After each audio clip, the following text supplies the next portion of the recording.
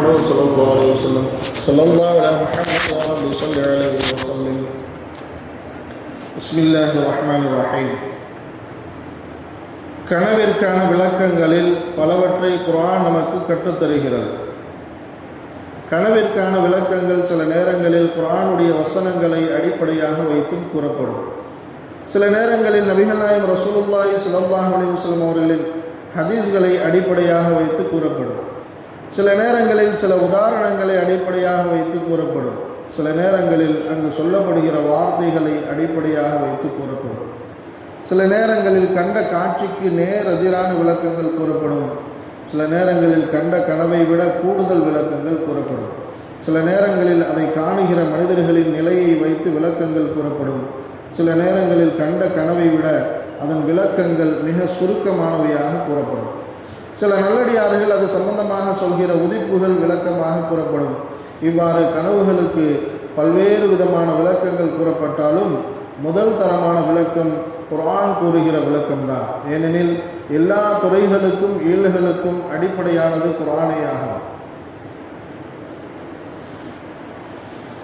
எல்லா ஞானங்களிலும் குர்ஆனில் இருக்கிறது. அதை சிந்திக்கிற மனிதனுடைய விளக்கங்கள் தான் குறைவுபட்டதாக நிற்கிறது என்பார்கள் ஹஜ்ரத் இப்னு அப்பாஸ் ரலியல்லாஹு அன்ஹு அவர்கள். ஒருவர் தனது கனவில் மலைகளை கற்பாறைகளை காணுகிறார். இதன் விளக்கமாக அவருடைய உள்ளம் சற்று கடினமாகி கொண்டிருக்கிறது என்று சொல்லப்படும். அவர் அல்லாஹ்வுடைய அச்சமின்றி ஹராமான காரியங்களை துணிந்து செய்து கொண்டிருக்கிறார் என்பது இதற்கான பொருளாகும். ஏனெனில் அல்லாஹு தஆலா குர்ஆனின் ஒரு வசனத்தில் சும்ம கஸத் குலூபுக்கும் மின் பஅதி ذلك فهي كالحجارة أو أشد قسوة وإن من الحجارة لما يتفجر منه الأنهار وإن منها لما يشقق فيخرج منه الماء وإن منها لما يهبط من خشية الله وما الله بغافل عما تعملون. இதன் பின்னரும் உங்கள் இதயங்கள் இறுகிவிட்டன, அவை கற்பாறையை போல் ஆயின அல்லது அதைவிடவும் அதிகமாக கடினமாயின. ஏனெனில் திடமாக கற்பாறைகள் சிலவற்றிலிருந்து ஆறுகள் ஒளித்தோடுவதுண்டு. இன்னும் சில பிளவுபட்டு திடமாக அவனில் நின்று தண்ணீர் வெளிப்படக்கூடியதும் உண்டு. அவற்றிலிருந்து தண்ணீர் வெளிப்படக்கூடியதும் உண்டு. இன்னும் திடமாக அல்லாஹ்வின் மீதுள்ள அச்சத்தால் சில கற்பாறைகள் உருண்டு விழக்கூடியவையும் உண்டு. மேலும் அல்லாஹ் நீங்கள் செய்து வருவது பற்றி கவனிக்காமல் இல்லை என்று கூறுகிறார். இதில் அவர்களின் உள்ளங்கள் இறுகி போனதற்கு உதாரணமாக கற்பாறைகளை கூறுகிறார். இதன் அடிப்படையில் மேற்சொன்ன கனவிற்கு விளக்கம் கூறப்படுகிறது. எனவே இது போன்ற கனவை காண்பவர் தன்னுடைய இந்த கடின நிலையை மாற்றிக்கொள்ள வேண்டும். அவரது உள்ளத்தின் நிலையை இக்கனவு மூலம் கூறி அல்லாஹ் அவரை எச்சரிக்கிறார். மென்மையான இதயத்தை தா இறைவா என்று அவர் அல்லாஹ்விடம் துஆ கேட்க வேண்டும். ஒருவர் தனது கனவில் இறைச்சி துண்டுகளை காணுகிறார். இதன் விளக்கமாக அவர் பிறரை குறை கூறி புறம் பேசி திரிகிறார் என்று சொல்லப்படும். ஏனெனில் அல்லாஹ் திருக்குர்ஆனில் புறம் பேசுபவர்களை தங்களது சகோதரர்களின் மாமிசத்தை தின்பவர்கள் என்று கூறுகிறார். வலா தஜஸ்ஸசு வலா யக்தப் பஅலுக்கும் பஅலன் அயுஹிப்பு அஹதுக்கும் அன் யஅகுல லஹ்ம அஹீஹி மைத்தன் ஃபகரிஹ்துமு. பிறர் குறைகளை நீங்கள் துருவி துருவி ஆராய்ந்து கொண்டிராதீர்கள். அன்றியும் உங்களில் சிலர் சிலரை பற்றி புறம் பேச வேண்டாம். உங்களில் எவராது தங்களுடைய இறந்த சகோதரனின் மாமிசத்தை புசிக்க விரும்புவாரா? இல்லை, அதனை நீங்கள் விரும்புவீர்கள். எனவே இத்தகைய கனவை காணுபவர்கள் பிறரை பற்றி புறம் பேசுகிற தன்னுடைய வளமையை மாற்றிக்கொண்டு இறைவனிடம் பாவ மன்னிப்பு தேட வேண்டும். ஒருவர் தனது கனவில் சாவி கொத்தை கண்டால் இறைவனிடமிருந்து அவருக்கு நிறைய பொருளாதாரம் கொடுக்கப்பட்டு இருக்கிறது அல்லது கொடுக்கப்பட இருக்கிறது என்று விளக்கம் கூறப்படும். ஏனெனில் திருக்குர்ஆனில் அல்லாஹ் காரூனுக்கு கொடுத்த செல்வங்களை பற்றி கூறுகையில் அவற்றை சாவி கொத்துகள் என்பதன் மூலம் இணைத்து குறிப்பிடுகிறார். வஆத்தைனாஹு மினல் குனூஸி மா இன்ன மஃபாத்திஹஹு லதனூஉ பில் உஸ்பத்தி உலில் குவ்வா. அவனுக்கு நாம் ஏராளமான பொக்கிஷங்களை கொடுத்திருந்தோம். நிச்சயமாக அவற்றின் சாவிகள் பலமுள்ள ஒரு கூட்டத்தாருக்கும் வலுவாக இருந்தது. ஒருவர் தனது கனவில் வழியில் அடையாளம் தெரியாத ஒரு குழந்தை கிடப்பதை பார்த்து அதை வீட்டுக்கு எடுத்து வருவதாக காணுகிறார். அவருக்கு ஒரு கவலை வந்திருக்கிறது, வரப்போகிறது என்று இதற்கு விளக்கம் சொல்லப்படும். இவ்விளக்கத்திற்கு அடிப்படையாக கீழ்வரும் திருக்குர்ஆனின் வசனம் கூறப்படுகிறது. فَالْتَقَطَهُ آلُ فِرْعَوْنَ لِيَكُونَ لَهُمْ عَدُوًّا وَحَزَنًا إِنَّ فِرْعَوْنَ وَهَامَانَ وَجُنُودَهُمَا நதியில் மிதந்து வந்த அவரை ஃபிர்அவுனுடைய குடும்பத்தினர் எடுத்து கொண்டார்கள். பிற்காலத்தில் அவர்களுக்கு விரோதியாகவும் துக்கம் தருபவராகவும் ஆவதற்காக. நிச்சயமாக ஃபிர்அவுனும் ஹாமானும் அவ்விருவரின் படைகளும் தவறிழைப்பவர்களாகவே இருந்தனர். ஒருவர் தனது கனவில் கப்பலை அதில் பயணம் செய்பவர்களை காணுகிறார்.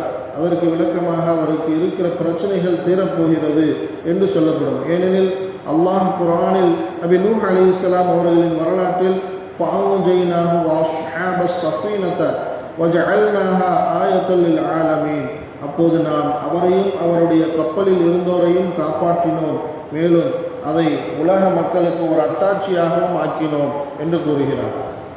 ஃபஅன்ஜைனாஹு வமன் மஅஹு ஃபில் ஃபுல்கில் மஷ்ஹூன், ஆகவே நாம் அவரையும் அவருடன் இருந்தவர்களையும் நிறைந்திருந்த கப்பலில் ரட்சித்தோம் என்று கூறுகிறார். கப்பல் மூலம் காப்பாற்றப்படுதல் என்ற இந்த செயலை அடிப்படையாக வைத்து கப்பலை கண்டவர் ஜெயம் பெறுகிறார் என்று விளக்கம் கூறப்படுகிறது. இது போன்ற நல்ல கனவுகளை அதன் விளக்கங்களை பெறுபவர் அதற்காக அல்லாஹ்விற்கு நன்றி செலுத்த வேண்டும். ஒரே கனவுதான், ஆனால் காணுகிற ஆட்களின் தன்மையை நிலைமையை பொறுத்து அதன் விளக்கங்கள் வேறுபடும். ஒருவர் பாங்கு சொல்லப்படுவதாக கனவு காணுகிறார். அதை கனவு விளக்க மேதை அல்லாமா இப்னு சீரின் ரஹ்மத்துல்லாஹி அலைஹி அவர்களிடம் வந்து கூறினார். அதற்கு அவர்கள், நீங்கள் விரைவில் ஹஜ்ஜுக்கு செல்வார்கள், அதுதான் அக்கனவின் விளக்கம் என்று கூறினார்கள். ஏனெனில் அல்லாஹ் ஹஜ்ஜை பற்றி குர்ஆனில் கூறுகையில் வஅذின் ஃபின் நாஸி பில் ஹஜ்ஜி யஅதூக ரிஜாலன் வஅலா குல்லி ضامرin يأتين من كل فج عميق, ஹஜ்ஜை பற்றி மக்களுக்கு அறிவிப்பீராக, அவர்கள் நடந்தும் வெகு தொலைவிலிருந்து வரும் மெலிந்த ஒட்டகங்களின் மீது உம்மிடம் வருவார்கள் என கூறினோம் என்று கூறுகிறார். இங்கு ஹஜ்ஜுக்கான அழைப்பை அதான் கூறுதல் என்ற வார்த்தையில் கூறுகிறார். எனவே அதான் சொல்லப்படுவதாக காண்பவர் ஹஜ்ஜுக்கு செல்வார் என்று விளக்கம் கூறினார்கள். இன்னொருவரும் தனது கனவில் பாங்கு சொல்லப்படுவதாக காணுகிறார். அவருக்கு அல்லாமா இப்னு சீரின் ரஹ்மத்துல்லாஹி அலைஹி அவர்கள் விளக்கம் கூறுகையில், நீ திருட்டு குற்றம் சுமத்தப்படுவாய் என்று கூறினார்கள். காரணம், அதே அதான் சொல்லுதல் என்ற வார்த்தை நபி யூசுப் அலைஹிஸ்ஸலாத்து வஸ்ஸலாம் அவர்களின் சகோதரர்கள் விஷயத்தில் அவர்கள் திருட்டு குற்றம் சுமத்தப்பட்ட போது உபயோகப்படுத்தப்படுகிறது. ஃபலம்மா ஜஹஸஹும் பிஜஹாஸிஹிம் ஜஅல ஸிகாயத ஃபீ ரஹ்லி அஃபீஹி ثم أذن مؤذن أيتها العير إنكم لسارقون, பின்னர் அவர்களுடைய பொருள்களை சித்தம் செய்து கொடுத்த போது தம் சகோதரர் புன்யாமின் உடைய சுமையில் பானங்கள் பருவதற்கான ஒரு பொற்குவியலை எவரும் அறியாது வைத்து விட்டார். அவர்கள் புறப்பட்டு செல்லலானதும் அரசாங்க அறிவிப்பாளர் ஒருவர், ஓ ஒட்டக கூட்டத்தார்களே, நிச்சயமாக நீங்கள் திருடர்களே என்று கூறினார். ஆக மேலே ஒரு விதமான கனவிற்கு அவர் நல்லவரா கெட்டவரா என்பதை கணக்கில் கொண்டு இருவிதமான விளக்கங்கள் கொடுக்கப்பட்டது.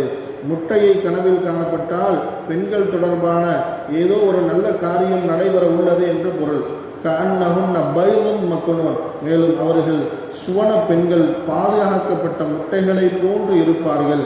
புதிய ஆடைகளை கனவில் கண்டால் அவர் திருமணம் ஆகாதவராக இருந்தால் விரைவில் அவருக்கு திருமணம் நடைபெறும் என்றும் அர்த்தமாகும். ஏனெனில் குர்ஆனில் ஆடையை குறித்து அல்லாஹ் கூறுகையில், ஹுன்ன லிபாசுல்லக்கும் வான்தும் லிபாசுல்லஹுன், அவர்கள் உங்களுக்கு ஆடையாகவும் நீங்கள் அவர்களுக்கு ஆடையாகவும் இருக்கின்றீர்கள் என்று ஆடையை ஜோடியோடு தொடர்புபடுத்தி கூறுகிறான்.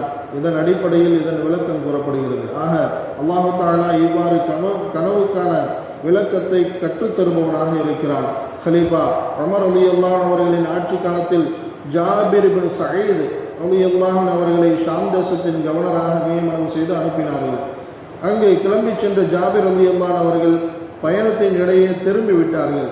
உமர் ரலியல்லாஹு அவர்களை சந்தித்த போது, ஏன் பாதையிலேயே திரும்பி வந்து விட்டீர்கள் என்று ஜாபிர் ரலியல்லாஹு அவர்களிடம் கேட்டார்கள். அதற்கு அவர்கள், பயணத்தின் இடையில் தங்கியிருந்த போது கனவொன்று கண்டேன். அதில் சூரியனும் சந்திரனும் சண்டையிடுவதாக கண்டேன். சில நட்சத்திரங்கள் சூரியனுக்கு ஆதரவாகவும் சில சந்திரனுக்கு ஆதரவாகவும் இருந்தன. எனவே குழப்பமான மனநிலை எனக்கு ஏற்பட்டு பயணத்திலிருந்து திரும்பி விட்டேன் என்றார்கள். அப்போது உமர் ரலியல்லாஹு அவர்கள், கனவில் நீங்கள் எதன் பக்கம் ஆதரவாக இருந்தீர்கள் என்று கேட்டார்கள். நான் சந்திரன் பக்கம் ஆதரவாக இருந்தேன் என்றார்கள். ஜாபிர் ரலியல்லாஹு அவர்கள் உடனே ஹலீஃபா உமர் ரலியல்லாஹு அவர்கள், அப்படியானால் நீங்கள் மறுபடியும் ஷாமுக்கு செல்ல வேண்டாம் என்று தடுத்து விட்டார்கள். அல்லாஹ் குர்ஆனில் கூறுகிறார், வஜஅல்னா அல்லைல வன்னஹார ஆயத்தைனி ஃபமஹவ்னா ஆயத்தல் லைலி வஜஅல்னா ஆயத்தன் நஹாரி مبشرة لتبتغوا فضلا من ربكم ولتعلموا عدد السنين والحساب وكل شيء فصلناه تفصيلا. இரவையும் பகலையும் நாம் இரண்டு அத்தாட்சிகளாக ஆக்கினோம். பின்னர் இரவின் அத்தாட்சி மங்கி இருளாகிடச் செய்தோம். உங்கள் இறைவனுடைய அருட்கொடையை நீங்கள் தேடிக்கொள்வதற்காகவும் ஆண்டுகளின் எண்ணிக்கைகளை கணக்குகளையும் நீங்கள் அறிந்து கொள்வதற்காகவும் பகலின் அத்தாட்சியை பிரகாசமாக்கினோம். மேலும் நாம் ஒவ்வொரு பொருளையும் தெளிவாக விவரித்திருக்கிறோம். இந்த ஆயத்தின் அடிப்படையில் நீங்கள் மங்கி போகிற சந்திரனின் பக்கம் ஆதரவாக நின்றீர்கள். எனவே ஏதோ ஒரு குறை ஏற்பட வாய்ப்புள்ளது, நீங்கள் அங்கு செல்ல வேண்டாம் என்று விளக்கம் கூறினார்கள். இதன் பிறகு சில நாட்களில் நடந்த சிஃபின் யுத்தத்தில் ஜாபிர் ரலியல்லாஹு அவர்கள் ஷஹீதானார்கள். ஆக கனவுகளுக்கு பல்வேறு வகைகளில் விளக்கங்கள் கூறப்பட்டாலும் குர்ஆனின் அடிப்படையில் கூறப்படுகிற விளக்கங்கள் முதன்மையானவையாக இருக்கின்றன. அல்லாஹ் பல்வேறு ஞானங்களின் கோர்வையாக குர்ஆனை ஆக்கியுள்ளான். கனவுக்கு விளக்கம் என்கிற கண்ணோட்டத்தில் பார்க்கிற பொழுது குர்ஆன் முழுவதுமே கனவுகளுக்கான விளக்கமாக இறங்கியதோ என்று எண்ண தோன்றுகிற அளவிற்கு அதில் விளக்கங்கள் உள்ளன. அல்லாஹ் நம் அனைவர்களுக்கும் அருள் புரிவானாக. சுப்ஹானல்லாஹ் வ பிஹம்திஹி சுப்ஹானல்லாஹ் வ பிஹம்திஹி அஷ்ஹது அல்லா இலாஹா இல்லா அன்த அஸ்தக்ஃபிருக வ அத்தூபு இலைக். سبحان ربك رب العزة عما يصفون وسلام على المرسلين والحمد لله رب العالمين. صلى الله على محمد صلى الله عليه وسلم. صلى الله على محمد صلى الله عليه وسلم. صلى الله على محمد يا رب صل عليه وسلم.